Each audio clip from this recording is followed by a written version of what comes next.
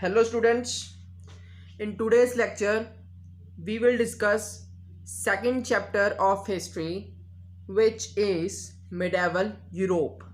In this chapter we will discuss decline of the ancient Roman Empire, barbarian invasions, rise of the Byzantine Empire, influence of monasteries on the life of people, the Crusades and their impact.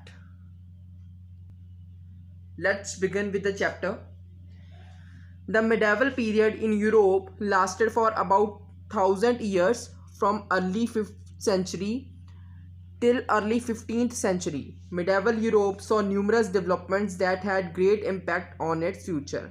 Medieval period 5th century में शुरू हुआ और कब ख़त्म हुआ 15th century में. तो इस medieval period में बहुत सारी developments हुई जो फ्यूचर के लिए बहुत ही ज़्यादा महत्वपूर्ण थी.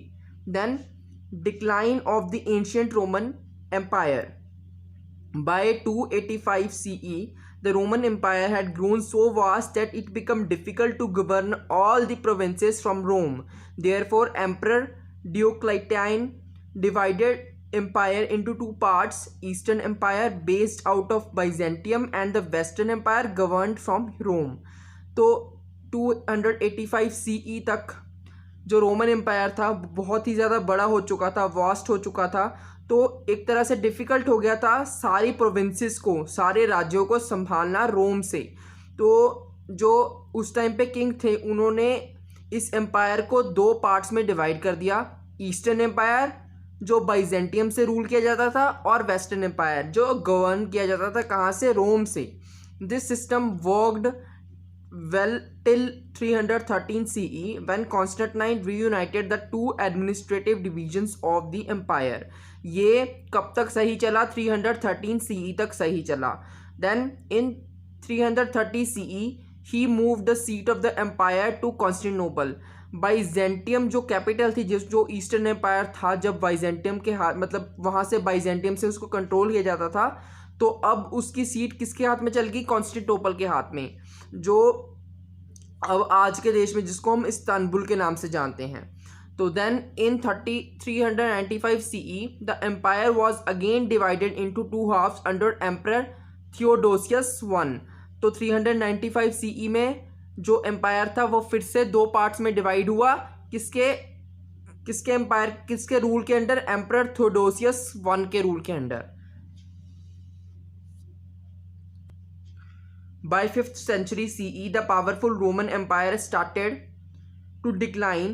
There are many factors attributed to its fall. तो 5th century CE तक जो रोमन एम्पायर था वो डिक्लाइन होना शुरू हो गया था. बहुत सारे फैक्टर्स थे जो इसको प्रभावित किए. वो कौन से फैक्टर्स हैं? सबसे पहले barbarian इन्वेशंस. Western Roman Empire faced repeated attacks by various Germanic groups from the north, like the Goths, Vandals, Franks and Lombards. These raids are known as barbarian invasions. तो जो वेस्टर्न रोमन एम्पायर था उसने बार बार attacks झेले Germanic groups की तरफ से. Germanic groups कौन से? उसमें कई सारी ट्राइब्स आती हैं: Goths, Vandals, Franks and Lombards. इनके अटैक्स को क्या बोला जाता है? Barbarian invasions. The barbarians breached the boundaries of the Roman Empire and invaded deep into the crux of their expanse. तो जो बारबेरियंस थे उन्होंने उस टाइम पे वेस्टर्न रोमन एम्पायर की जो बाउंड्रीज थी उसकी उल्लंघना करके अंदर तक आए और उनके कई राज्यों को अपने कब्जे में कर लिया. They also invaded and looted the city of Rome. उन्होंने रोम सिटी को भी लूटा. These tribes took over all the major provinces and established numerous post Roman kingdoms. In 476 CE the Germanic leader Odoacer overthrew the last West Roman Empire, Romulus Augustus. This marked the fall of the mighty Western Roman Empire.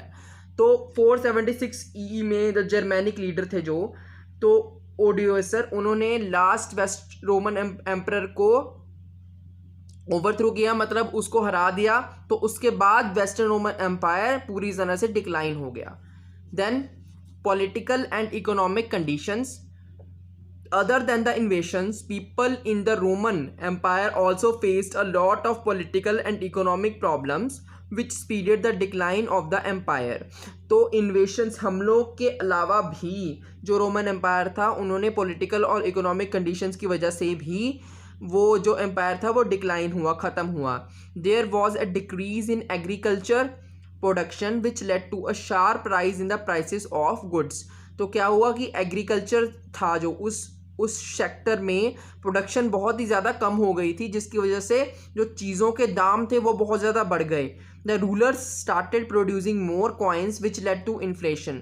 तो जो Kings थे उन्होंने coins ज़्यादा produce करने शुरू कर दिए, जिससे क्या आ गया, वहाँ पे महंगाई ज़्यादा बढ़ गई, inflation. The political system of the western Roman empire was weak and unstable. It saw 25 emperors in 47 years. जो पॉलिटिकल सिस्टम था उस टाइम पे वेस्टर्न रोमन एम्पायर का वो बहुत ही ज़्यादा वीक था. उस टाइम पे 47 ईयर्स के लगभग 25 एम्परर्स चेंज हो गए थे. Then all these reasons led to the fall of once mighty and powerful western Roman empire. तो इस रीजन्स की वजह से भी जो वेस्टर्न रोमन एम्पायर है वो डिक्लाइन हुआ, ख़त्म हुआ, उसका पतन हो गया. Then we will discuss about Byzantium, birth of a new empire. The Byzantine Empire was the Eastern Roman Empire. जो Byzantine Empire था वो Eastern Roman Empire था जिसकी कैपिटल थी Byzantium. In 330 CE, the Roman Emperor Constantine I renamed Byzantium as Constantinople and made it the new Roman capital. तो Roman emperor Constantine I ने Byzantium को Constantinople के नाम से उसका नाम चेंज करके कॉन्स्टेंटिनोपल रख दिया 330 CE में. तो उसको एक नई कैपिटल बना दिया रोम की. Then the Byzantine Empire also had to face invasions by barbarian tribes. However it could withstand the onslaught due to several factors like its geographical location, stronger administrative center and internal political stability. तो क्या हुआ कि जो Byzantine Empire था उसको भी barbarian tribes की वजह से बहुत ही ज़्यादा मुश्किल झेलनी पड़ी. उन बारबेरियन ट्राइब्स ने उन पर भी बहुत सारे हमले किए. पर जबकि जो ईस्टर्न वेस्टर्न एम्पायर था वो डट के खड़ा रहा. किसकी वजह से? उसके जो जोग्राफिकल लोकेशन थी, उसका जो मतलब उसका जो राज्य था उसकी लोकेशन ऐसी थी जिसकी वजह से वो बच गए. देन स्ट्रॉन्गर एडमिनिस्ट्रेटिव सेंटर, उसका जो काम का संभालने वाले सेंटर मतलब लोग थे वो बहुत ही ज़्यादा स्ट्रॉन्ग थे. एंड इंटरनल पॉलिटिकल स्टेबिलिटी, उनकी पॉलिटिकल पावर भी ज़्यादा अच्छी थी. Then the Byzantine Empire produced a rich tradition of Roman art and literature and preserved some of the greatest Roman legacies. Byzantine Empire ने एक तरह से बहुत ही ज़्यादा अच्छे तरीके का रोमन आर्ट और लिटरेचर प्रोड्यूस किया और उसको संभाल के रखा. The empire finally fell in 1453 CE during the reign of Constantine 11 as the Islamic Turkish invaders from the east captured Constantinople. तो कॉन्स्टेंटिनोपल डिक्लाइन कब हुआ? 1453 CE में, जब टर्किश इन्वेडर्स ने उसको कैप्चर कर लिया था. Now we will discuss about spread of Christianity. After the devolution of the Roman Empire, Christianity and its power center, the Roman Church, emerged as the unifying force in Europe. The invading Germanic tribes did not damage the Church of Rome, and it continued to hold spiritual influence over all Christians. तो Roman empire के decline के बाद, ख़त्म होने के बाद, जो churches थी वो बहुत ही ज़्यादा उभर के आई और जर्मैनिक ट्राइब्स ने उस समय चर्चिस को कोई भी नुकसान नहीं पहुंचाया. और इस तरह से जो चर्चिस थी वो एक तरह से लोगों की भक्ति क्रिश्चियन रिलीजन्स क्रिश्चियनिटी को क्रिश्चियंस में रोक के रखने में सफल हुए. Despite the legalising of Christianity by Constantine, most of Europe remained non Christian in the 5th century CE. Christianity एक लीगल रिलीजन घोषित कर दिया गया था कॉन्स्टेंटाइन के ज़रिए, पर फिर भी कई लोग ऐसे थे यूरोप में जो नॉन क्रिश्चियन थे, जिन्होंने क्रिश्चियनिटी रिलीजन को नहीं अडॉप्ट किया था. However, in the span of the next 500 years, most people in Europe converted to Christianity, and every state in Europe adopted Christianity as the state religion. तो जो next 500 years से आगे जो 500 years आए उसमें बहुत ही ज़्यादा लोगों ने अपने रिलीजन को कन्वर्ट किया और वो क्रिश्चियनिटी में क्रिश्चियनिटी रिलीजन उन्होंने अडॉप्ट कर लिया। Christian monks traveled far and wide to spread the message of Jesus Christ. New religious order were established among the monks. They started building monasteries to serve as a place of residence and a place to preach the religion. तो जो Christian Monks थे वो कई जगह पे घूमे, कई जगह पे गए जीसस क्राइस्ट के मैसेज का प्रचार करने के लिए, और उन्होंने बिल्डिंग्स मोनेस्ट्रीज बनाना भी शुरू कर दिया जहाँ पे वो रह सकें और एक तरह से अपने रिलीजन को पूज सकें। Missionaries were deployed to spread the message of Jesus Christ and increase the count of converts. तो मिशनरीज को अलग अलग जगह पे भेजा गया जीसस क्राइस्ट के मैसेज का प्रचार करने के लिए, और जो लोग ज़्यादा से ज़्यादा क्रिश्चियन रिलीजन में कन्वर्ट हो इसके एम से भेजा गया। The monasteries built by them became centers of learning and training. As Christianity spread, the number of churches also increased. Grand churches were built in each city of Europe. These churches were very active in spreading Christian education. जैसे जैसे Christianity जो religion था वो spread हुई, वो मतलब कि उसका प्रचार हुआ और ज़्यादा फैली, तो उसके बाद चर्चेज़ भी इंक्रीज़ हुई। तो ये चर्चेज़ थी वो एक तरह से बहुत ही ज़्यादा एक्टिव हो गई जो क्रिश्चियन एजुकेशन तो उसको फैलाने में। Then we will discuss about monks and monasteries. The Church of Rome played a pivotal role in the development of religious and cultural unity among the people of Europe in the medieval period. तो जो churches थी रोम की, उन्होंने एक तरह से बहुत ही ज़्यादा इम्पॉर्टेंट रोल प्ले किया लोगों में यूनिटी बनाए रखने के लिए। The priest were charge with the duties of preaching and performing religious rituals and rites as well as helping the poor and needy. तो जो प्रिस्ट थे उनको अपनी ड्यूटीज़ के बारे में पता था और वो बहुत ही ज़्यादा एक्टिव थे। वो एक तो जो जीसस क्राइस्ट का मैसेज था उसका प्रचार करते थे, और इसके साथ साथ वो जो रीति रिवाज थे उनको भी अच्छी तरह से परफॉर्म करते थे, और इसके साथ साथ वो पुअर और नीडी लोगों की भी सहायता करते थे, उनकी मदद करते थे। Then they traveled and lived among the common people. However, some of them choose to live a secluded life away from civilization. तो कई पंडित तो एक कॉमन पीपल के बीच में रहते थे, पर कई पंडित ऐसे थे जो एकांत लाइफ बिताना ज़्यादा उनको एकांत लाइफ बिताना ज़्यादा अच्छा लगता था। सेक्युलर लाइफ मतलब अकेले ज़िंदगी बिताना। तो these priest were known as monks. तो इन पंडितों को क्या बोला जाता था? Monks. They devoted their entire lives to their religious duties and took vows of not getting married.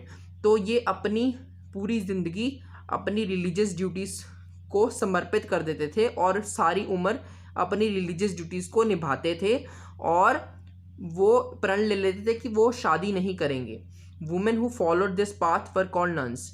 जो वुमेन इस पाथ को फॉलो करती थी तो उनको नन्स बोला जाता था। They resided in nunneries or convents built for them. The monks lived in a monastery or abbey. जो monks थे वो monasteries में रहते थे और उसको abbey भी बोला जाता है। Inside it were several living quarters. इसमें अलग अलग कमरे हैं, ठीक है। तो अलग अलग कमरे में monks रहते थे, nuns रहती थी, store rooms थे वहाँ पे monasteries में, kitchen था। It also had a small church where the priest prayed. और एक स्मॉल चर्च भी थी जहाँ पे प्रिस्ट प्रार्थना करते थे। Many a times hospital, schools and libraries were also attached to the abbey. तो कई ऐसी मोनेस्ट्रीज भी थी जहाँ पे हॉस्पिटल, स्कूल्स और लाइब्रेरीज अटैच्ड थी। There were beautiful gardens, orchards and ponds outside. वहाँ पे ब्यूटीफुल गार्डन्स थे, पॉन्ड्स थे। The monastic life was disciplined and simple. उनकी जो लाइफ थी बहुत ही ज़्यादा डिसिप्लिन थी और बहुत ही ज़्यादा सादा जीवन वो व्यतीत करते थे जो मॉन्क्स होते थे। There was a very strict code of conduct to be followed by its resident. उन्हें बहुत डिसिप्लिन में रहना पड़ता था, बहुत ही ज़्यादा रिस्ट्रिक्शंस थी, मतलब बहुत ही डिसिप्लिन रखना पड़ता था उनको अपनी लाइफ में। Then impact of the monasteries. The monasteries played an important role in medieval Europe. The monks and nuns engaged in social service and spiritual duties. They nursed the sick and wounded, taught children, cultivated the land around the monastery, gave food and shelter to the needy. तो monasteries एक तरह से monasteries ने बहुत ही ज़्यादा important role play किया। जो मॉन्क्स थे और जो नन्स थे वो सोशल सर्विस में ज़्यादा इंगेज रहते थे, तो वो जो बीमार लोग थे और जो घायल लोग थे उनकी मदद करते थे, चिल्ड्रंस को पढ़ाते थे, जो मोनेस्ट्रीज़ के आसपास वाला लैंड होता था उसको कल्टीवेट करते थे, और पुअर और नीडी लोगों को जिन लोगों को सहायता की ज़रूरत होती थी उनको फूड देते थे और शेल्टर रहने के लिए जगह देते थे। The monasteries were decorated with beautiful architecture including murals and stained glass paintings. तो मोनेस्ट्रीज़ को डेकोरेट करने के लिए अलग अलग तरह का आर्ट और आर्किटेक्चर यूज़ किया जाता था। The contribution of monasteries was particularly profound in the field of education. Besides religious texts, the monasteries also trained students in the disciplines of history, philosophy, medicine, law and astrology. तो एक तरह से जो monasteries का contribution था वो education के field में भी था।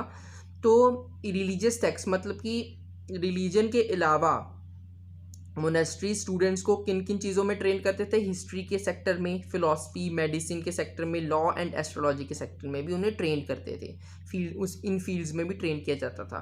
Then the medicinal herbs in the monastery gardens inculcate interest in botany. जो मोनेस्ट्रीज में मेडिसिनल हर्ब लगती थी उससे जो स्टूडेंट्स थे उनका इंटरेस्ट बोटैनी फील्ड में भी बहुत ही ज़्यादा गया। The libraries established by them were full of books hand written by priest. जो लाइब्रेरीज उनकी तरफ से इस्टेब्लिश्ड की गई थी उसमें बहुत ही ज़्यादा हैंड रिटन बुक्स थी जो पंडितों ने खुद अपने हाथों से लिखी थी। The ancient and medieval history of Europe were preserve through this books. जो एंशियंट और मिडेवल हिस्ट्री थी यूरोप की वो इन बुक्स के ज़रिए संभाल के रखी गई थी। Now we will discuss about the Crusades. As Christianity spread in the Western world, the Eastern world saw the rise and spread of a new religion, Islam. तो जो क्रिश्चियन रिलीजन था, क्रिश्चियनिटी थी, वो वेस्ट वर्ल्ड में बहुत ही ज़्यादा फैली। तो ईस्ट साइड पे एक नए रिलीजन ने जन्म लिया और वहाँ पे बहुत ही ज़्यादा फैला। वो रिलीजन था इस्लाम। जो इस्लाम के फॉलोअर्स होते हैं उनको क्या बोला जाता है? Muslims. In 637 CE, the Muslims had captured Jerusalem, which was of great religious significance to the Christians. 637 CE में मुस्लिम्स ने जेरूसलम को अपने कब्जे में कर लिया, जिसकी बहुत ही ज़्यादा इम्पोर्टेंस थी क्रिश्चियन रिलीजन में। In the 11th century, the Turks started invading the lands of Byzantine Empire. 11th century में जो टर्क्स थे उन्होंने भी बाइजेंटीन एम्पायर के ऊपर हमले करने शुरू कर दिए थे। इन 1095 CE, Pope Urban II asked all the followers of Christianity to participate in the holy wars or crusades against the Turks to reclaim their holy land. तो 1095 CE में पोप अर्बन सेकंड ने अपने जो क्रिश्चियन रिलीजन को follow करते थे उन सारे फॉलोअर्स को ये कहा कि आप एक होली वॉर में पार्टिसिपेट करो, और उसको हम क्रूसेड्स के नाम से भी जानते हैं। कि उन्होंने ये जो क्रूसेड्स से अगेंस्ट टर्क्स के अगेंस्ट शुरू किया था, ताकि वो जो अपने होली लैंड्स हैं, जो अपनी चर्च हैं, उनको अपने कब्जे में वापस कर सकें। The Pope's call received enthusiastic response from a wide section of people, including powerful kings and nobles as well as ordinary peasants. तो जो पोप्स थे उनको बहुत ही अच्छा रिस्पॉन्स मिला, बहुत ज़्यादा लोगों से बहुत अच्छा रिस्पॉन्स मिला। तो उन लोगों में पावरफुल किंग्स भी थे, नोबल्स भी थे और ऑर्डनरी पीसेंट्स भी थे। Then between 11th and 13th century CE, Christians led 8 crusades against the Turks. The period of the crusades was as follows. तो 11th to 13th century के बीच में जो क्रिश्चियंस थे उन्होंने 8 होली वॉर्स लड़ी। किसके खिलाफ? टर्क्स के खिलाफ। तो जो पहली क्रूसेड वॉर थी वो 1096 CE थे 1099 CE तक लड़ी गई। Second crusade war 1147 to 1149 CE तक लड़ी गई। थर्ड क्रूसेड्स 1189 to 1192 CE तक लड़ी गई। And 4th to 8th crusades जो हुई वो 1202 CE से 1291 CE तक लड़ी गई। Now we will discuss about impact of the Crusades. Though the Christian Crusaders could never decisively win control over Jerusalem, the Crusades opened the door for both economic and cultural exchange between the Christian and the Arab worlds, which was to continue for centuries.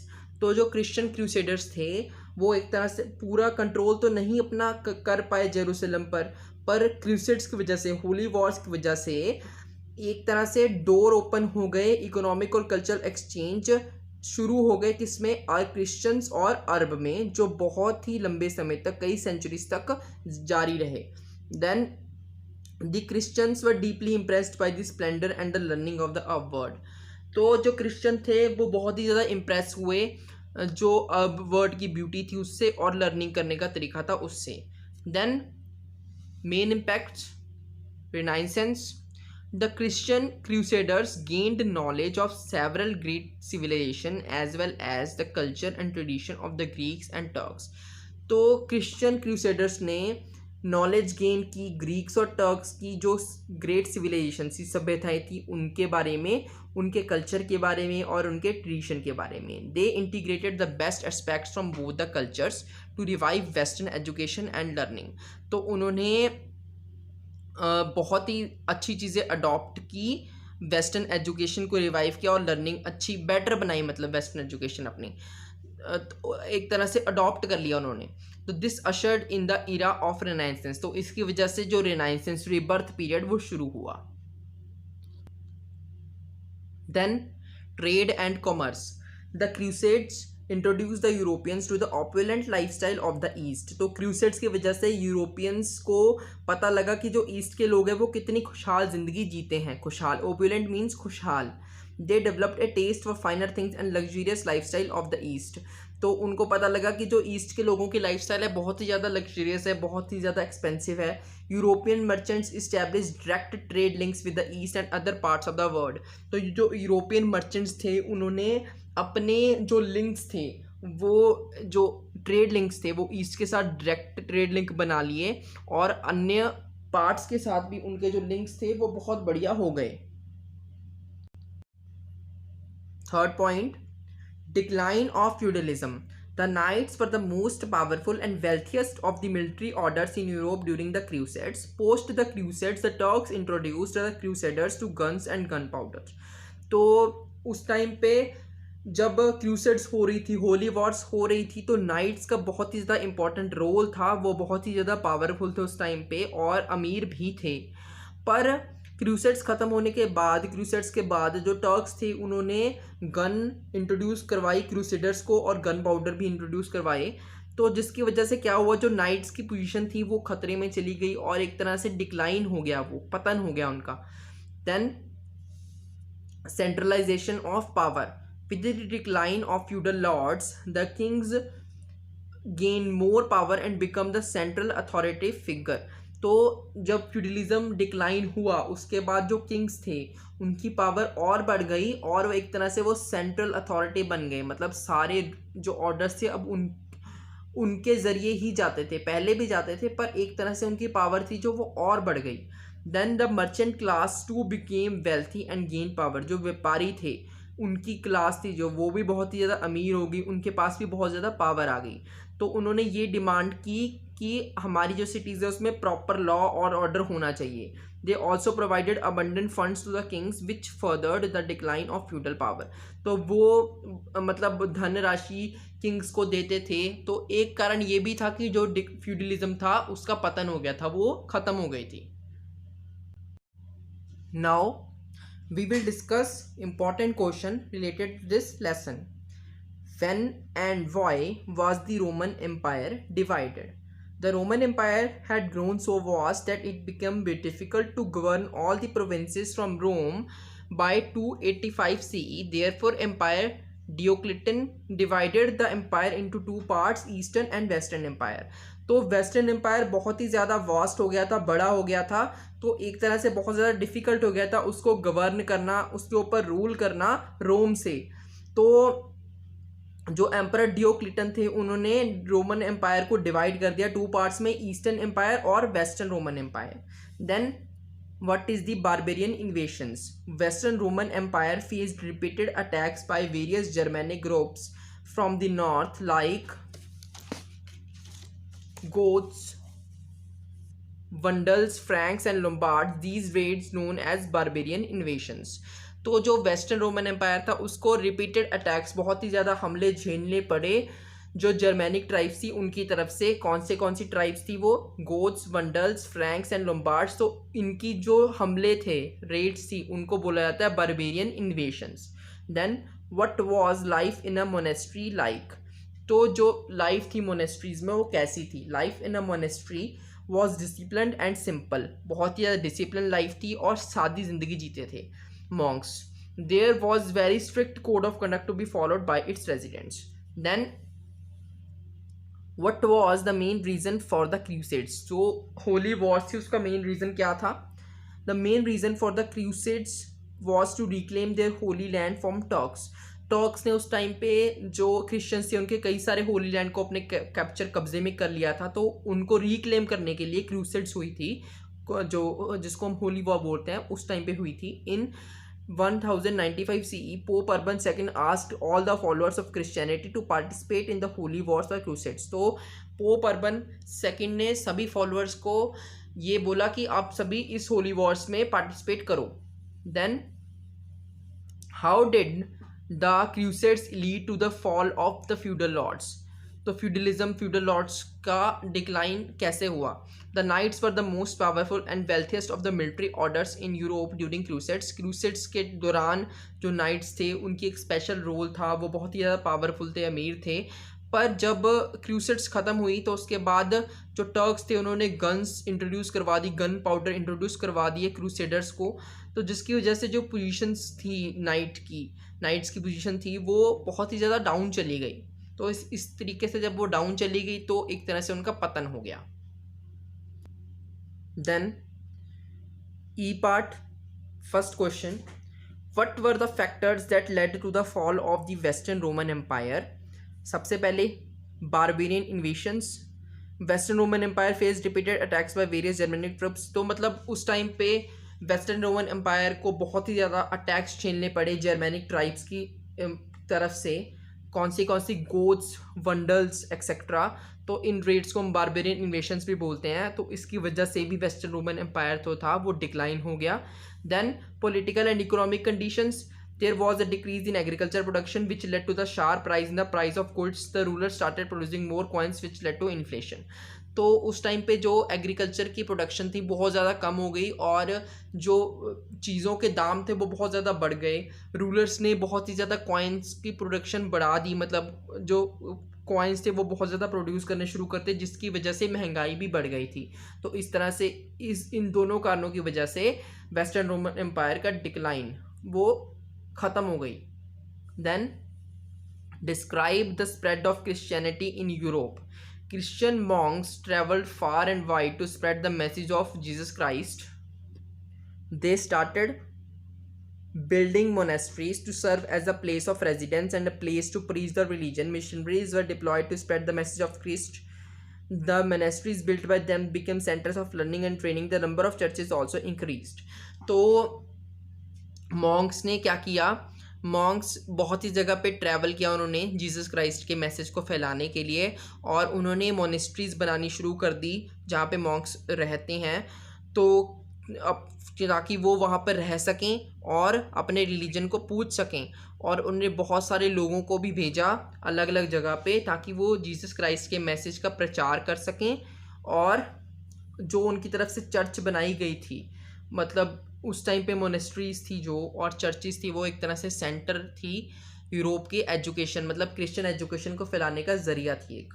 Then how did the Byzantine Empire continue to flourish even after the fall of its western counterpart? The Byzantine Empire also had to face invasions by the barbarian tribes.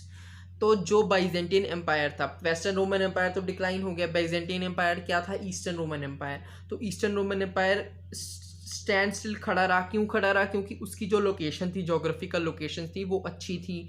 उसका जो administrative centre था वो strong था, जो कामकाज मतलब जो अंदर उसके कामकाज करते थे वो ज़्यादा स्ट्रॉन्ग थे, और उनकी जो पॉलिटिकल पावर थी वो भी बढ़िया थी वेस्टर्न रोमन एम्पायर के मुकाबले।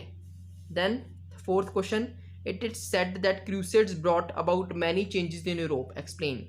तो कौन से चेंजेस आए यूरोप में क्रूसेड्स के बाद? सबसे पहले renaissance, the Christian crusaders gained knowledge of several critical civilisation as well as the culture and tradition of the Greek and Turks, this ushered in the era of Renaissance.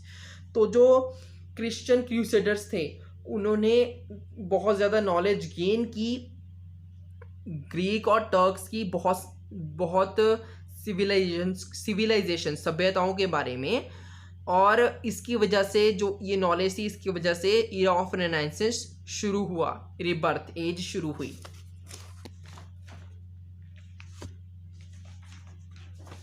Then trade and commerce, the crusades introduce the European to the opulent lifestyle of the East. European merchant established direct trade links with the East and other parts of the world.